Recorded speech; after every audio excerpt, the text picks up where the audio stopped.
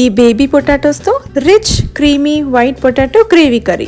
ముందుగా ఆలూని కుక్కర్లో వేసి బాయిల్ చేసుకుంటున్నాను. కడాయిలో ఆయిల్ వేసుకొని whole garam masala, 2 to 3 medium size chopped onions, పచ్చిమిరపకాయలు, వెల్లుల్లి, అల్లం, కొద్దిగా కాజును వేసి సాఫ్ట్ అయ్యేంత వరకు వేయించుకుంటున్నాను. పాన్ లో బటర్ వేసుకొని బాయిల్ పొటాటోస్ ని లైట్ బ్రౌన్ కలర్ వచ్చే వరకు ఫ్రై చేసుకుంటున్నాను. వేయించుకున్న ఆనియన్స్ ని మిక్సీలో వేసి స్మూత్ పేస్ట్ లాగా గ్రైండ్ చేసుకుంటున్నాను.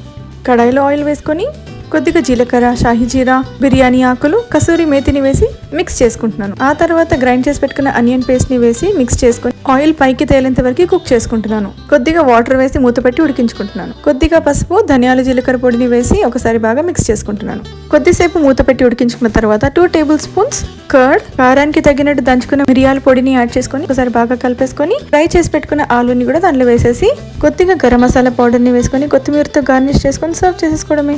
దీంతో కాంబినేషన్ గా బటర్ గార్లిక్ రైస్ చేశాను. ఈ 2 రెసిపీస్ ని సెపరేట్ షార్ట్స్ లో అప్లోడ్ చేశాను, తప్పకుండా చూడండి. Thank you, bye.